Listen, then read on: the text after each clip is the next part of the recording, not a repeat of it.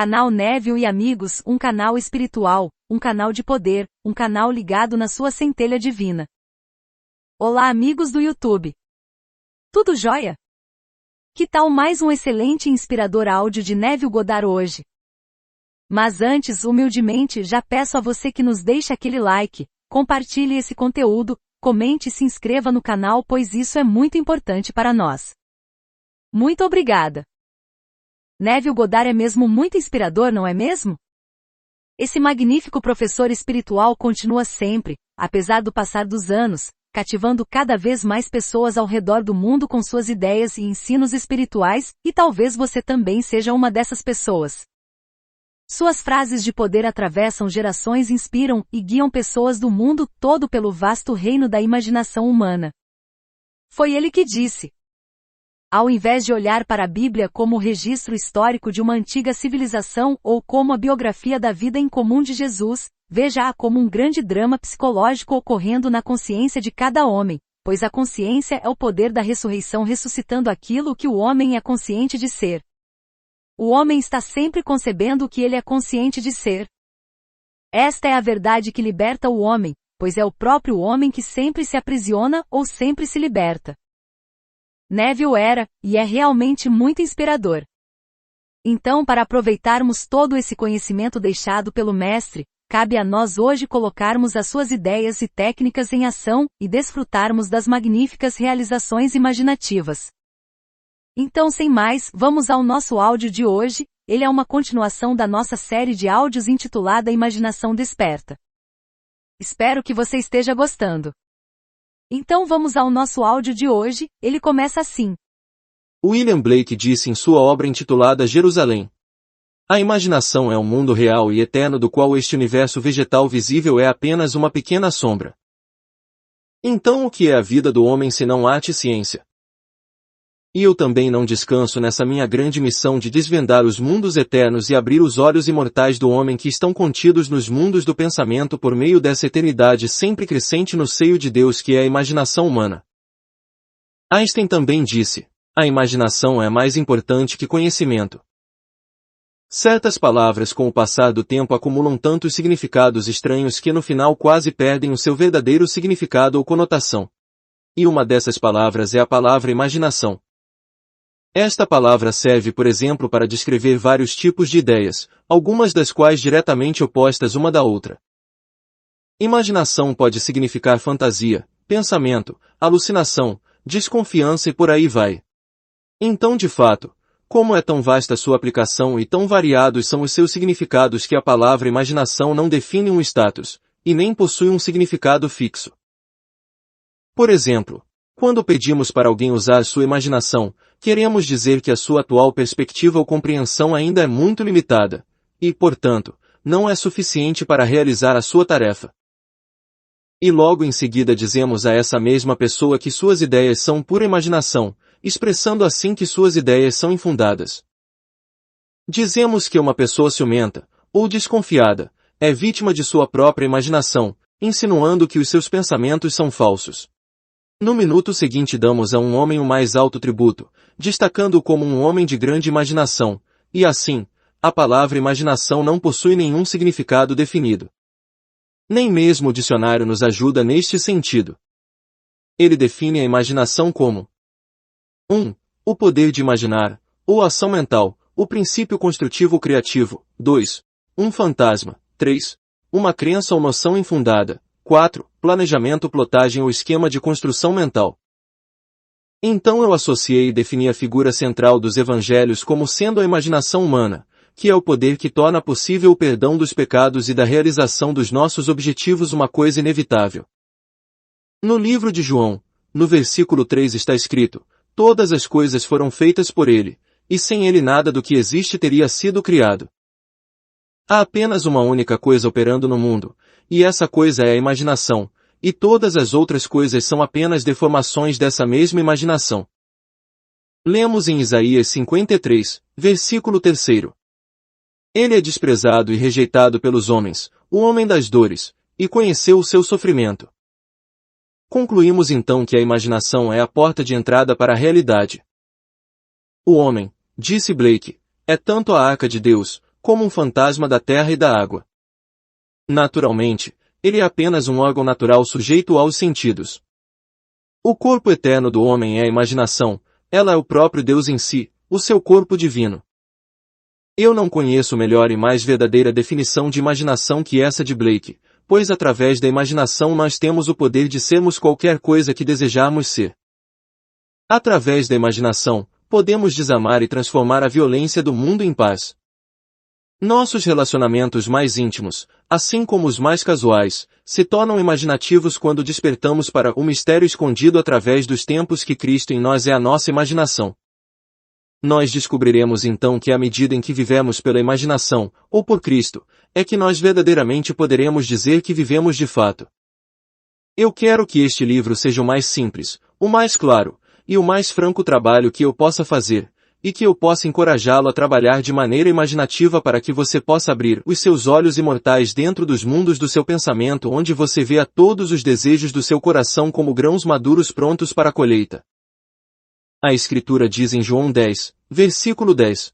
Eu vim para que tenham vida, e a tenham em mais abundância. Saiba que a vida abundante que Cristo nos prometeu já é nossa, e podemos experimentá-la agora se tivermos de fato a Cristo como o sentido da nossa imaginação, como explicado em Colossenses 1, versículos 26 e 27 que diz: um mistério que esteve oculto pelos séculos e gerações, e que agora foi manifesto aos seus santos, aqueles entre os gentios, a quem Deus quis fazer conhecer quais são as riquezas desta glória, que é Cristo em vós, a esperança da glória. E isso é a sua imaginação. Este é o mistério que eu sempre me esforço para compreender e que me esforço ainda mais para que os outros também o compreendam. A imaginação é o nosso Redentor, ela é o Senhor dos Exércitos, ela é nascida através do homem, mas não concebida por ele. Todo ser humano é Maria, e consequentemente deve dar à luz a Cristo dentro de si. E se a história de Maria, da Imaculada Conceição e do nascimento de Cristo ainda parece ser irracional e estranha ao homem, é porque ele a interpreta erroneamente como sendo um acontecimento cósmico histórico ou biográfico, e ainda por cima os novos exploradores estudiosos da imaginação não ajudam chamando-lhe de mente subconsciente ou inconsciente. Então como surge a imaginação? O surgimento e o desenvolvimento da imaginação são a mudança gradual de um Deus tradicional para um Deus de comunhão.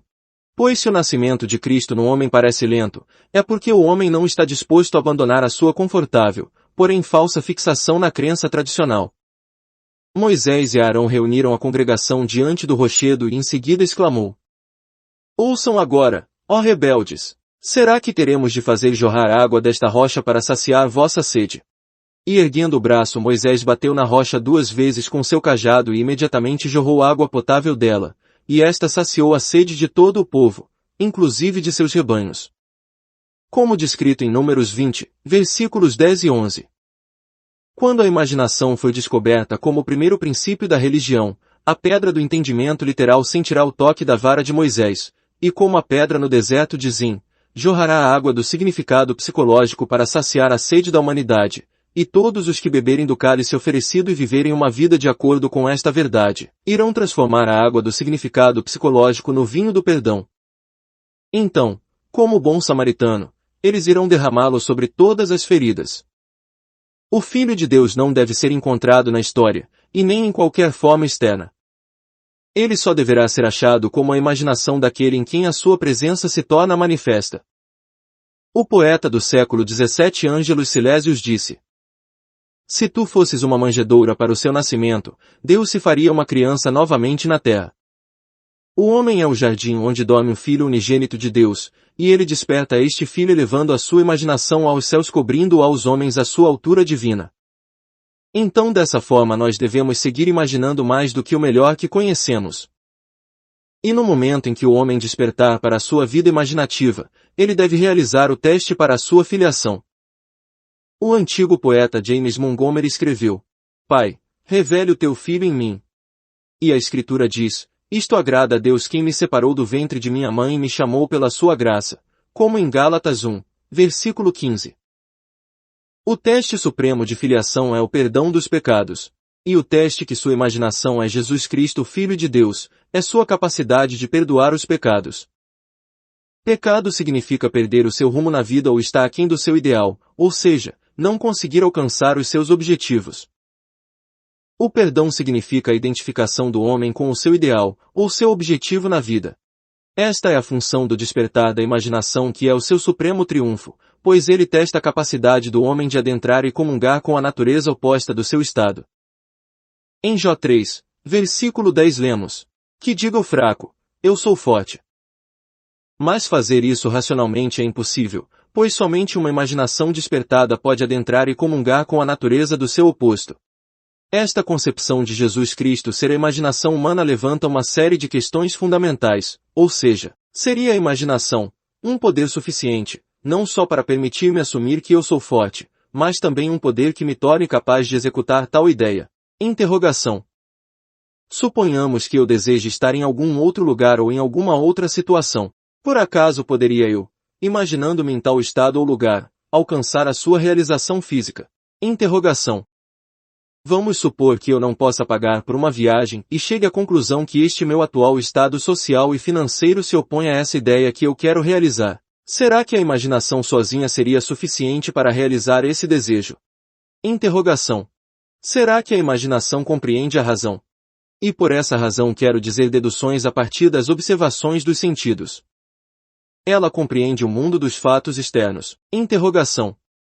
Nos meios práticos da vida cotidiana, seria a imaginação um guia completo para o comportamento? Suponha que eu seja capaz de agir continuamente com a minha imaginação, ou seja, suponha que eu sou capaz de manter o sentimento de ter o meu desejo realizado. Minha suposição se manifestaria em um fato. E, se ela se manifestasse em um fato, devo eu considerar que minhas ações durante o período de premeditação foram razoáveis? Interrogação. Por acaso minha imaginação é uma energia suficiente não só para assumir o sentimento do desejo realizado, mas também é por si só capaz de encarnar uma ideia? Interrogação. Então, depois de assumir que eu já sou o que eu quero ser, devo eu continuamente me guiar por ideias e ações razoáveis para o cumprimento da minha suposição? Interrogação. Bem, a experiência me convenceu que uma suposição, mesmo que falsa, se for mantida, resultará em um fato, e que a imaginação contínua é suficiente para todas as coisas, e todos os meus planos e ações racionais nunca compensaram a minha falta de imaginação contínua, pois, não é verdade que os ensinamentos dos evangelhos só podem ser compreendidos no âmbito da fé? Interrogação. E que o Filho de Deus está buscando sinais de fé nas pessoas a todo momento, ou seja, a fé em sua própria imaginação? Interrogação. Não é essa a promessa? Veja o que diz as Escrituras. Tudo quanto em oração pedirdes tenhais fé que já o recebestes e assim vos sucederá, como em Marcos 11, versículo 24. Traduzindo, isso não é o mesmo que dizer imagine o que você será e você será? Interrogação. Por acaso, não foi em um estado imaginário que Moisés perseverou, como quem vê aquele que é invisível, como em Hebreus 11, versículo 27. Não foi no poder de sua própria imaginação que ele perseverou? Interrogação. A verdade depende da intensidade de sua imaginação, e não dos fatores externos. Fatos são frutos que testemunham o uso ou desuso da imaginação. O homem se torna aquilo que ele imagina. Ele autodetermina a sua história. A imaginação é o caminho à verdade e à vida revelada. Não conseguimos assimilar a verdade somente com a mente lógica. Onde o homem natural dos sentidos vê um broto, a imaginação vê crescer uma rosa. A verdade não pode ser abrangida somente pelos fatos. À medida em que despertamos para a vida imaginativa, descobrimos que imaginarmos uma coisa é o mesmo que criá-la, e que um julgamento verdadeiro não precisa estar em conformidade com a realidade externa a que ele se refere.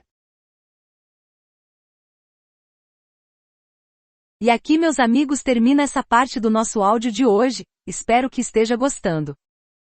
Um grande abraço. Logo estaremos de volta com muito mais para você. Gratidão infinita. Até mais!